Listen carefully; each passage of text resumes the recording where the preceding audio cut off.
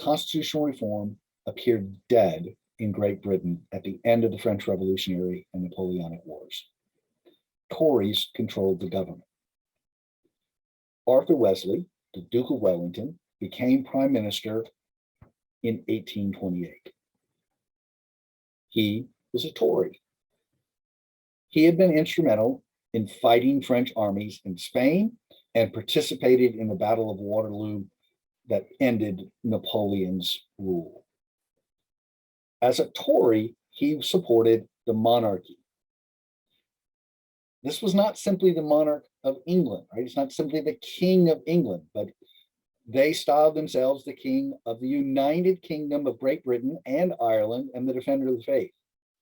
What does that all mean? What's packaged in there in this monarch? Well, the United Kingdom refers to Scotland, England, and Wales.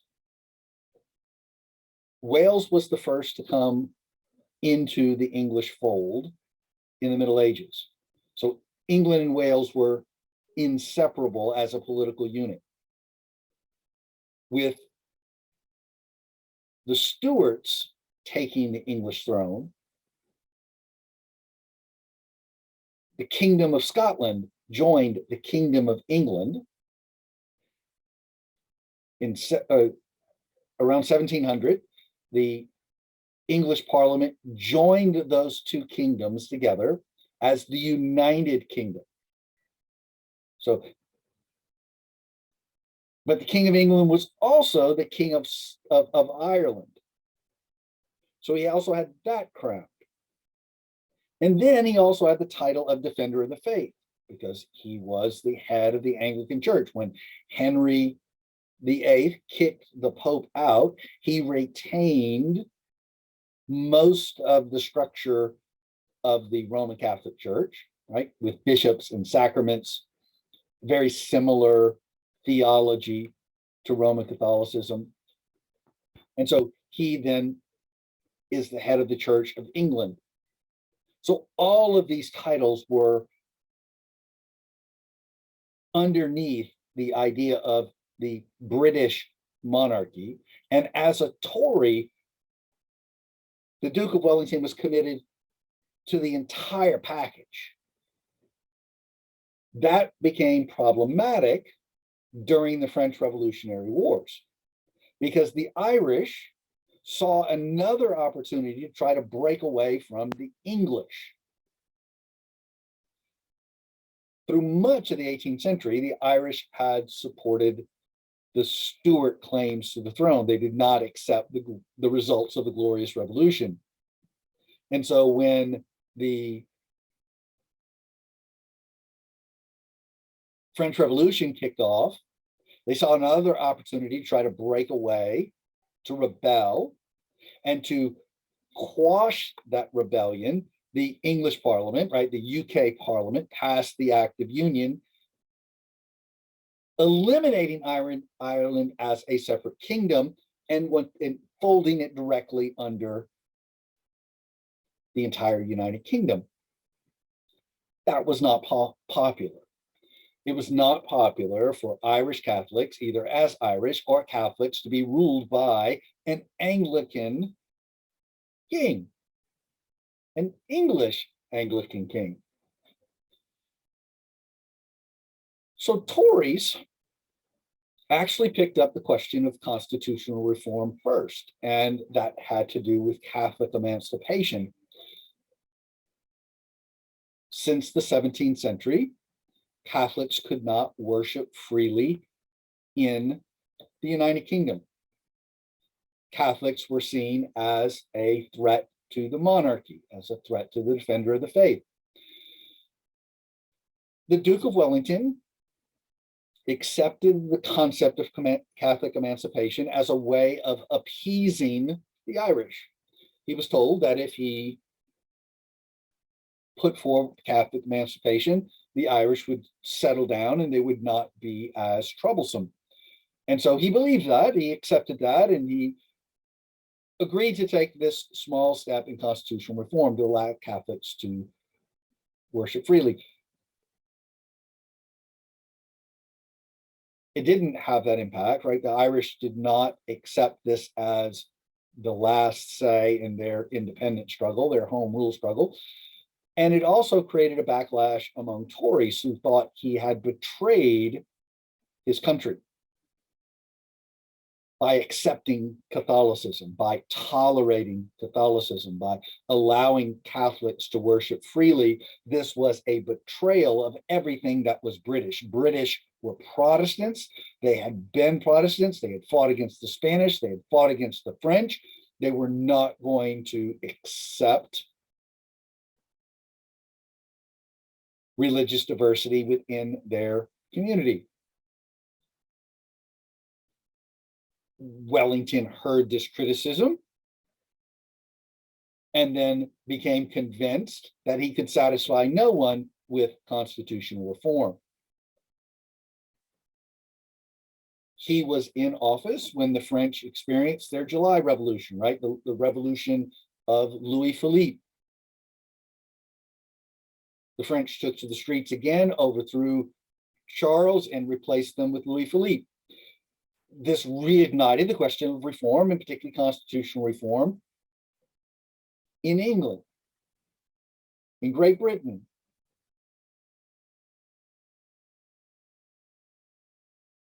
Opposing Wellington in the House of Lords was Lord Grey. He was the leader of the Whigs. And he wrote that he had hoped for a sham reform bill, right? He didn't really want much from Wellington, but he wanted Wellington to do something that both of them could bring to the country and say, look, we did something and it's going to be better. Wellington, though, his experience with Catholic emancipation had taught him that popular opinion was fickle and that there was really nothing he could do. And so he refused to take any reliable steps. Well, that ended up being the downfall of his government, and Earl Grey then becomes prime minister in 1830. He becomes prime minister by forming a coalition ministry. Whigs and liberal Tories get together to present something as a reform bill that the House of Commons could not stay the way it was. The unreformed system simply did not represent the many. The result of that coalition ministry then was the Great Reform Act of 1832. This was a negotiated settlement between the Whigs and the liberal Tories. This is not a radical document, but it was something that was going to be, that they saw was a step forward in reforming the House of Commons, right? It doesn't touch the monarchy, doesn't touch the House of Lords. First and foremost, it extended the franchise. It did that by bringing in small landowners, tenant farmers, and shopkeepers from counties. In other words, there is a redefinition of property, right, or a lowering of property qualifications, but it does not open it up to working people, right? It doesn't work it up to farm laborers, doesn't open it up to someone who's simply working in a shop. It's the owners.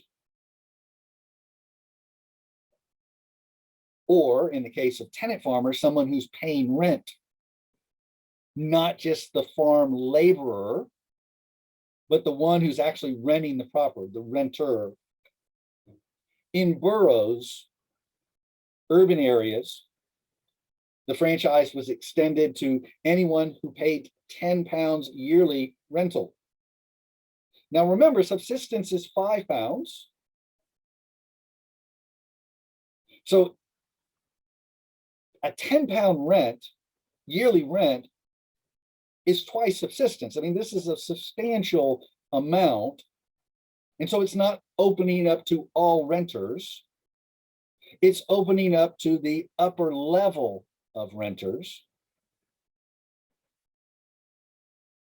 The practical impact of this then was increasing by about 200,000 voters, or a 45% increase, right? Nearly doubling the number of voters.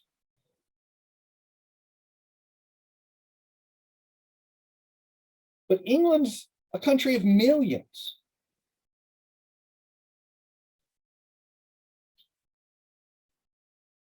This is what this is a great Reform Act, because it is the first reform of the House of Commons since the Middle Ages. It's the first admission that more property owners should be brought into the political process. The other thing it did was a redistribution of seats. So 56 rotten boroughs lost their members of parliament altogether. Right? This is by no means all the rotten boroughs. Right? The seats that the Great Reform Act eliminated came from Tory seats. Right? Ultra Tories lost their rotten boroughs.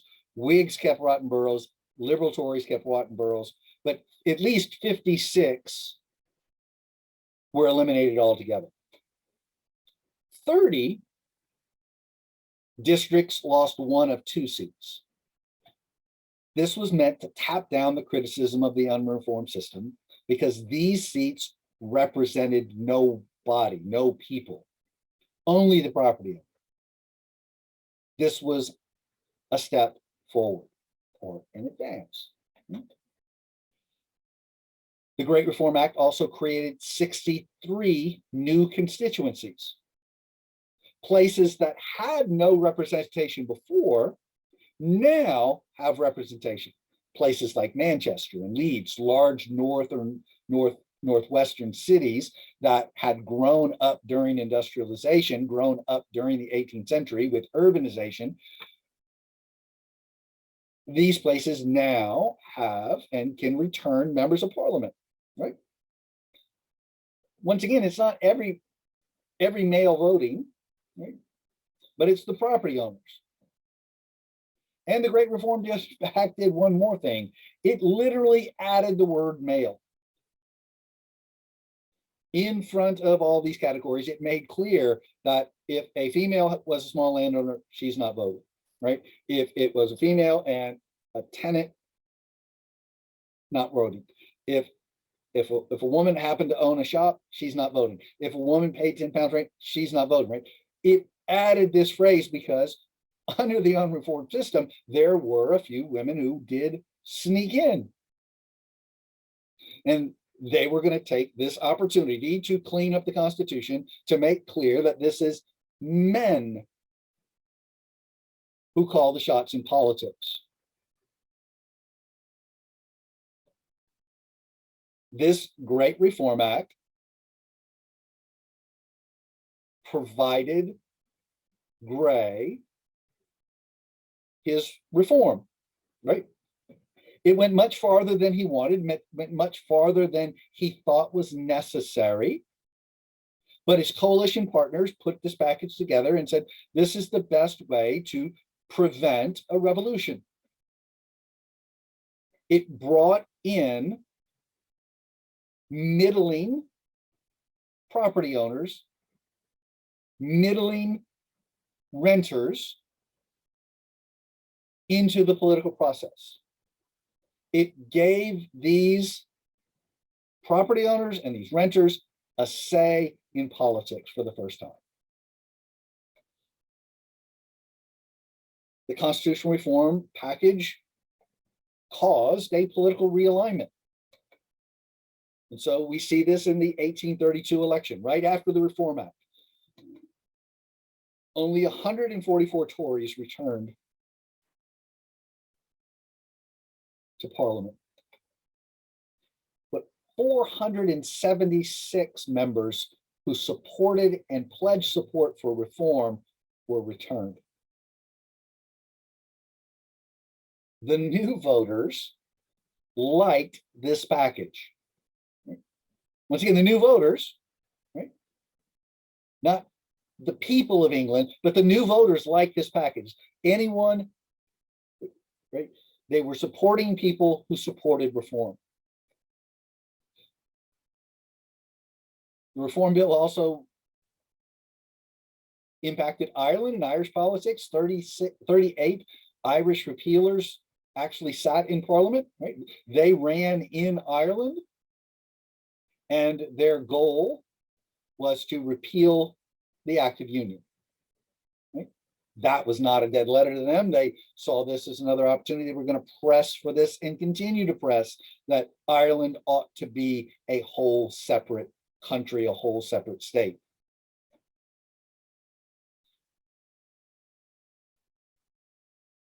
The Reform Act also unintentionally shifted power to the House of Commons, because when Grey's ministry fell, the king turned back to Wellington to be prime minister. Wellington said, no, no, no, you need to have support in the House of Commons. And so a Liberal Tory, Sir Robert Peel, became prime minister for a brief period of time in the mid-1930s.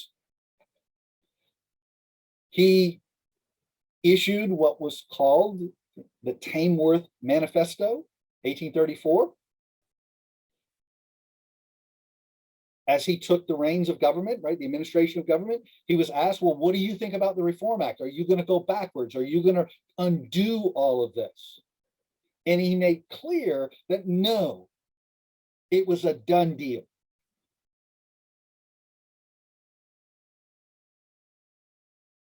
Peel, right, looked over what was happening on the continent and understood that once you give or extend the franchise, it's nearly suicidal to go backwards. So Peel started using for his position and becomes his party, the Conservative Party. Right? Eventually, the word Tory gets sidelined to conservative. Now, the word Tory continues on into the 20th century, but the conservative movement takes on a new meaning because they're not there to protect the monarchy. They're there to preserve the Constitution of king, lords, and commons. And as a leader in the House of Commons, Peel realized he had a responsibility to take on practical reform. He wasn't going to take on constitutional reform, but he would do things to alleviate anything that he saw that was egregious. So, for example, Peel took on the question of the Metropolitan Police Service.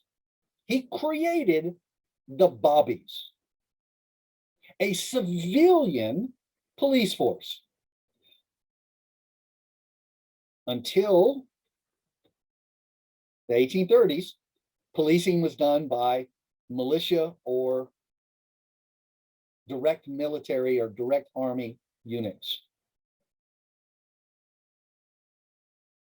In other words, the same people who fought foreign enemies were fighting people at home. Peel realized that was a potential for abuse and created a policing unit who would walk neighborhoods unarmed except with a stick. They would wear a distinct uniform that identified them as civilian police. And their job was to enforce the laws, not to abuse people.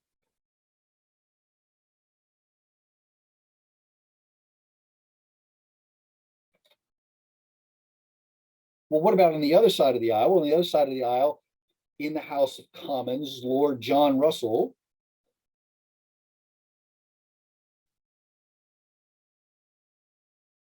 took the same approach.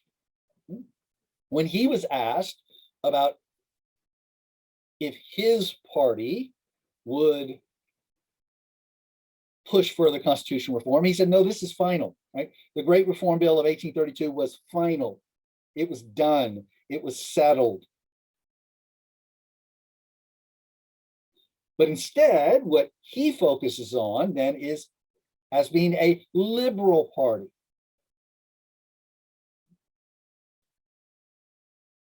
So he drops the word Whig and starts focusing on liberal, that they would promote a liberal agenda. They would promote free trade. They would promote greater religious freedom. As liberals, they were interested in promoting individual liberty. But the questions of constitutional reform were done. So the two major political parties, right? They're all reformers. The two major political parties by 1835 believe they've done. They're finished. There's no more constitutional reform. That they have done enough to solidify the House of Commons, to make the House of Commons more responsible to the many and less under the control of the few. That was the purpose of constitutional reform. Left the monarchy intact, left the House of Lords intact.